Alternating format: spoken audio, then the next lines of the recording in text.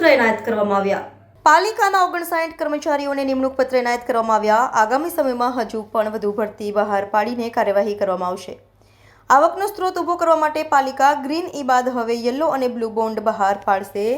Civil, mechanic અને electrical ઇજનેરની ભરતી કરવામાં આવી। પાલિકામાં વર્ષોથી હંગામી ધોરણે રહેલા કર્મીઓને કાયમી કરવામાં આવ્યા।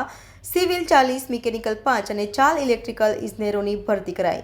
સદર જાહેરાત અન્વયે વડોદરા શહેરમાં તારીખ 6-10-2024ના રોજ સ્પર્ધાત્મક લેખિત પરીક્ષાનું આયોજન કરવામાં આવ્યું હતું। સદર સ્પર્ધાત્મક લેખિત પરીક્ષામાં સરકારશ્રીની પારદર્શક નીતિ અન્વયે સ્પર્ધાત્મક લેખિત પરીક્ષામાં ભરતીના રોસ્ટર ક્રમ પ્રમાણે અગ્રતા ક્રમ ધરાવતા આસિસ્ટન્ટ એન્જિનિયર સિવિલ બહારના ઉમેદવાર 8, વડોદરા મહાનગરપાલિકાના કરાર આધારિત 7, એડી આસિસ્ટન્ટ એન્જિનિયર સિવિલ 35, બહારના ઉમેદવાર 19, વડોદરા મહાનગરપાલિકાના કરાર આધારિત ઉમેદવાર 16, એડી આસિસ્ટન્ટ એન્જિનિયર ઇલેક્ટ્રિકલ 5 તથા એડી આસિસ્ટન્ટ એન્જિનિયર મિકેનિકલ મળી કુલ 59 ઉમેદવારોને વડોદરા મહાનગરપાલિકાના વિવિધ વિભાગોમાં નિમણૂક હુકમ આપવામાં આવ્યું હતું। આજે માન્ય મેયરશ્રી, ડેપ્યુટી મેયરશ્રી, સ્ટેન્ડિંગ કમિટીના ચેરમેનશ્રી, પક્ષના નેતા અને અમારા વહીવટી વિભાગના અધિકારીઓ એમની હાજરીમાં 59 જેટલા આસિસ્ટન્ટ એન્જિનિયર અને એડિશનલ આસિસ્ટન્ટ એન્જિનિયર એમના નિમણૂક પત્ર જે છે એનો વિતરણનો કાર્યક્રમ અહીંયા હતો અને આજે ફોર્મલી બધા અમારા કોર્પોરેશનમાં જોડાયા છે। 2021ની આ ભરતી હતી જેમાં executive engineer, deputy engineer, additional assistant engineer અને assistant engineer, mechanical, civil, electric એ બધું થઈને લગભગ 68 જેટલા લોકો હતા। એ પૈકી આજે અમને 59 જેટલા લોકોને આજે અમે પ્રોસેસ કરી, સિલેક્ટ કરી અને એમને નિમણૂક પત્ર આજે એનાયત કરાયા છે અને આજે એ લોકો કોર્પોરેશનમાં વિધિવત દાખલ થયા છે। કેટલી જગ્યાઓ એવી હશે કે જેમાં ભરતીની જરૂરિયાત હોય અને આના માટે પાલિકાનું આયોજન કયા પ્રકારનું? એન્જિનિયરિંગની પણ વાત કરું તો એન્જિનિયરિંગમાં પણ હજી જગ્યા જે જાહેરાત હતી એ 2021 ઓક્ટોબરની જાહેરાત હતી અને આ વર્ષે આપણે એને પૂરી કરી છે। આ જેમ જ પૂરો થાય છે તબક્કો એમ સમગ્ર સભાની મંજૂરી લઈ અમે બીજી જાહેરાત બહાર પાડવાના છીએ જેમાં અમે ગેપ એનાલિસિસ કરી આ જ બધી વિંગમાં, એન્જિનિયરિંગ વિંગમાં જેટલી પણ જગ્યા ખાલી છે એની જાહેરાત ટૂંક સમયમાં એટલે કે અઠવાડિયાથી 10 દિવસની અંદર જ અમે પાડવાના છીએ। નોટ ઓન્લી એન્જિનિયરિંગ પણ માન્ય મેયર સાહેબે જે કીધું કે માન્ય સીએમ સાહેબના હસ્તે અમે 552 જેટલા ક્લર્કોને પણ નિમણૂક પત્ર આ વર્ષમાં આપેલા।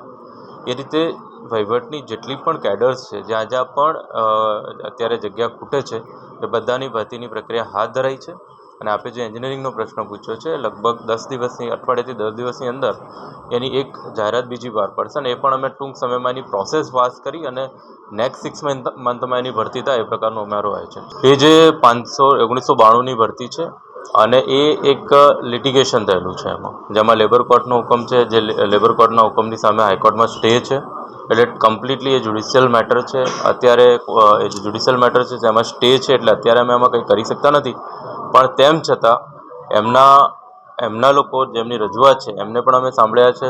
એક કમિટીનું નિર્માણ પણ થયું છે એટલે કઈ રીતે એમિકેબલી સોલ્યુશન આવે એ દિશામાં કોર્પોરેશન આગળ વધી રહી છે। 1992ની ભરતી છે, આજે 30 વર્ષ કરતાં પણ વધારેનો સમય થઈ ગયો છે અને આજ સુધી સોલ્યુશન નથી આવ્યું પણ તેમ છતાં અમે આ વર્ષે એનું સોલ્યુશન લાવવા માટે કમિટીનું નિર્માણ કરેલું છે। સબજ્યુડિશિયલ મેટર છે, બધા પાસાનો અભ્યાસ કરી અમે એક મેચ્યોર નિર્ણય લેવામાં આવશે। કોર્પોરેશન દ્વારા કોઈ લેખિતમાં એમને આપવામાં આવે અત્યારે લોકો અહીંયા બેઠા હતા આંદોલન એટલે અમે એમને એ જ કીધું છે કે જે એમિકેબલ સોલ્યુશન આવશે એ આપશો, અમે લેખિતમાં અત્યારે કોઈ બાંયધરી એમાં આપી શકીએ નહીં। વડોદરા મહાનગરપાલિકા દ્વારા વડોદરા શહેરના બેટરમેન્ટ માટે, નાગરિકોની સમસ્યાઓના ઉકેલ માટે, પ્રશ્નોના નિવારણ માટે અને સમસ્યાઓના સમાધાન માટે માનવ બળનો ઉપયોગ તાંત્રિક કામોને વધુ વેગ સાથે અને સારી રીતે પૂર્ણ કરવા માટે મળી શકે, મદદ થઈ શકે તે માટે લગભગ 2021ની જે ભરતી માટેની જાહેરાત આપવામાં આવી હતી તેની આજ રોજ 59 જેટલા લોકોને ભરતીપત્રો એટલે કે નિમણૂક પત્રો એનાયત કરવાનો કાર્યક્રમનું આજરોજ આયોજન કરવામાં આવ્યું હતું।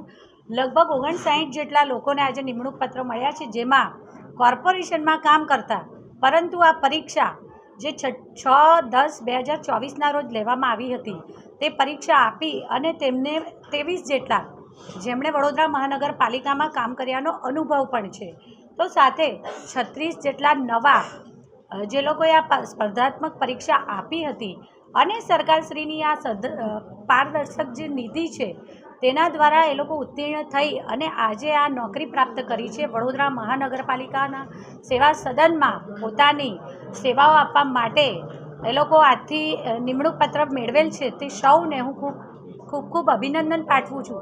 સાથે જ આ વર્ષ ચોક્કસ ભરતીની પ્રક્રિયા માટે વડોદરા મહાનગરપાલિકા માટે ઐતિહાસિક રહ્યું છે, કારણ કે આપણે સૌ જાણીએ છીએ તેમ એક સાથે 1200 જેટલા નવા મહેકમ ઊભા કરીને સફાઈ સેવકોની ભરતીની પ્રક્રિયા કરવામાં આવી હતી. તેમાં લગભગ 830 જેટલા લોકોને એમાં લેવામાં આવ્યા છે.